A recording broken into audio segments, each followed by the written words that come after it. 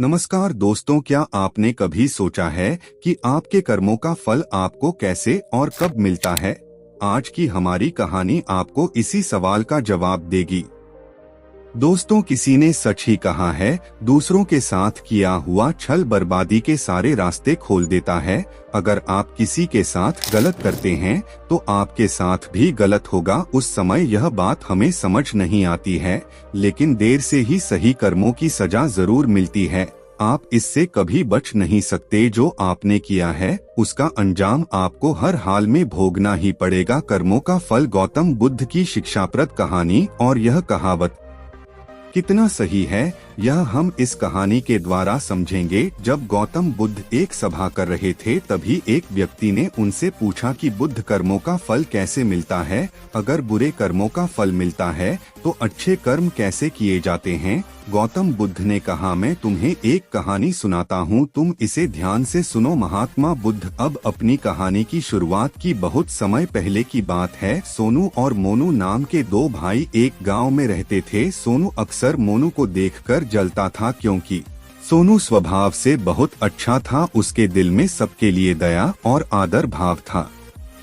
मोनू का स्वभाव ऐसा था कि उसके दिल में दूसरों के लिए कोई दया नहीं था। वह हमेशा दूसरों का अनादर करता और नुकसान पहुंचाते रहता था। धीरे धीरे काफी वक्त गुजर गया। सोनू मोनू के माँ बाप इस दुनिया में नहीं रहे। सोनू ने खूब अच्छे से उनका अंतिम संस्कार किया। वह गांव वालों को भोजन के लिए आमंत्रित किया और ब्राह्मणों को दान दक्षिणा देकर विदा किया। वह हर साल अपने माता पिता की बरसी पर ब्राह्मणों को भोजन कराता और दान देता। यह सब चीजें मोनू को पसंद नहीं आती थी और वह सोनू से जलते रहता था। मोनू का षड्यंत्र। एक बार अपने माता पिता की बरसी पर सोनू ने अपने राज्य के राजा को आदर सत्कार के साथ बुलाया और राजा के सामने ब्राह्मणों और पूरे गांव को खाना खिलाया। ब्राह्मणों को दान भी दिया ताकि उसके माता पिता स्वर्ग में खुश रह सके। तभी राजा ने मोनू से पूछा, तुम्हारा भाई तुम्हारे माता पिता के लिए इतना कुछ करता है, तुम ऐसा क्यों नहीं करते हो? क्या तुम्हें यह समझ नहीं आता कि तुम भी अपने माता पिता के लिए कुछ कर सकते हो? मोनू ने कुछ नहीं कहा और चुपचाप वहां से चला गया। उसे गुस्सा आ रहा था क्योंकि राजा ने उसकी बेइज्जती की और वह सोनू से अपने अपमान का बदला लेने का सोच रहा था। अगले दिन नोंद करना शुरू करता है। नगर के सामने जोर जोर से चीखने लगता है, मेरे माँ बाप मेरे सपने में आए थे, वह स्वर्ग में खुश नहीं है। कोई वहां जाकर उन्हें खाना बनाकर खिलाए, वह तभी खुश रहेंगे। उन्होंने मुझसे सपने में कहा था, सोनू को मेरे पास भेज दो, वह उनकी बहुत सेवा करता है, वह इसके साथ बहुत खुश रहेंगे। राजा कहते हैं, यह तो अच्छी बात है, लेकिन इसके लिए तो सोनू को मरना पड़ेगा। मोनू की बुद्धिमत्ता। सोनू को यह सब समझ गया था कि यह सब केवल उसे फंसाने की चाल है, लेकिन वह फिर भी कहता है, चलो इस बहाने सेवा करता हूँ। और उसने मरने के लिए तैयारी करना शुरू कर दी। वह राजा से कहता है, महाराज आप अगले दिन नदी किनारे एक नाव का बंदोबस्त कराएं। मैं नाव से कूदकर नदी में अपनी जान दे दूंगा और फिर स्वर्ग में जाकर अपनी माँ बाप की सेवा करूंगा। राजा ने कहा, ठीक है, अगले दिन इन सभी चीजों की व्यवस्था कर दिया जाएगा। सोनू नदी में कूद जाता है और सारे गांव वालों को पता चल जाता है कि सोनू अब इस दुनिया में नहीं है, अब वह स्वर्ग की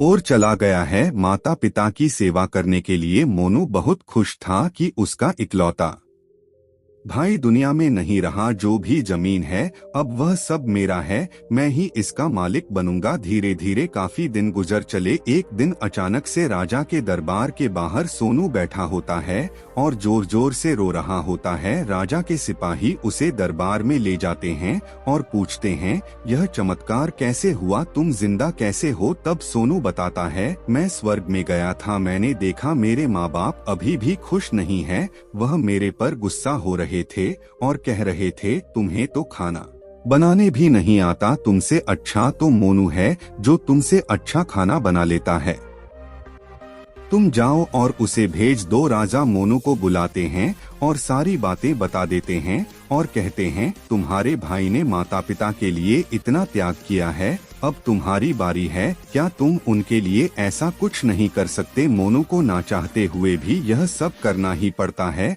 अगले दिन फिर से सारी तैयारी किया जाता है। मोनू घर आकर सोचता है, मैं वहाँ जाऊंगा ही नहीं, अगले दिन शहर छोड़कर कहीं चला जाऊंगा। फिर सोनू ने राजा को सारा सच बताया। वास्तव में वह जिंदा कैसे बचा? उसने पहले ही मछुआरे से बात कर ली थी, जिससे उसकी जान बची और वह 1 महीने तक नगर से दूर रहा था। फिर सही समय पर राज्य में लौट आया। वह यह सब केवल इसलिए किया क्योंकि वह मोनू को एक सबक सिखाना चाहता था। सफलता का शक्तिशाली मंत्र है। इधर मोनू शहर छोड़कर जाने का योजना बना चुका था। अपने योजना के अनुसार वह रात के अंधेरे में ही घर छोड़कर भाग जाता है। वह घर छोड़कर कुछ दूर गया ही था कि तभी राजा के 2 सैनिकों की नजर उस पर पड़ती है और उसे रोकने की प्रयत्न करते हैं। मोनू और सैनिकों के मध्य हाथापाई और लड़ाई शुरू हो जाती है। मोनू गुस्से में आकर एक सैनिक के सिर पर पत्थर से मारता है। सिर पर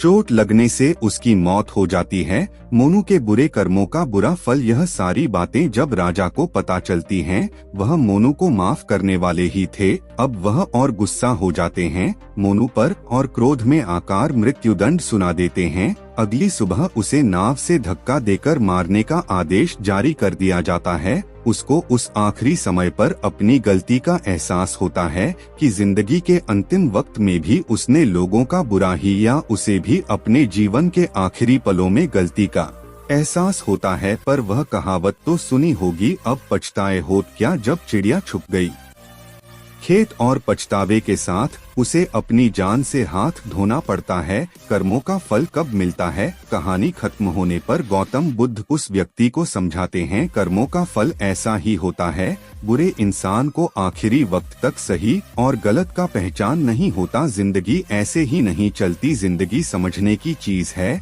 जिसे हर व्यक्ति को समझनी चाहिए। फिर महात्मा बुद्ध ने बोला, अच्छे कर्म को बनाने से पहले हमें इस बात पर ध्यान देने की जरूरत है कि आखिर अच्छे कर्म बनने का पहला प्रक्रिया क्या है। मनुष्य के द्वारा किए जाने वाले सभी कर्म उसके विचारों से बनते हैं। हमारी सकारात्मक या नकारात्मक सोच विचारों को जन्म देती हैं और वही विचार कर्म बनाते हैं। इस तरह सोच सकारात्मक होने पर ही अच्छे कर्मों का निर्माण हो सकता है।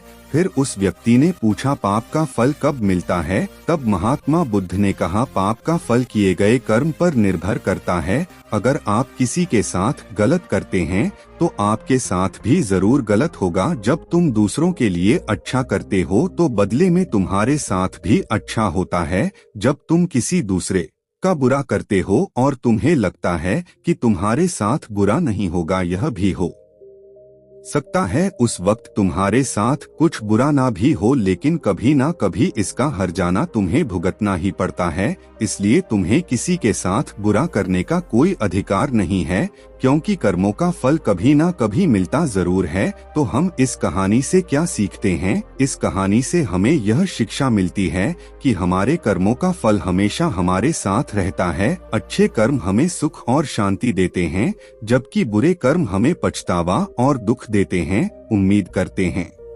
आपको हमारी इंस्पिरेशन स्टोरी पसंद आई होगी, तो इस वीडियो को लाइक करें और ऐसी और कहानी सुनने के लिए हमारे चैनल शिवजी सोनू को सब्सक्राइब कर लीजिए। फिर मिलते हैं किसी नए वीडियो के साथ। तब तक के लिए धन्यवाद। आप अपना ख्याल रखें। नमो बुद्धाय।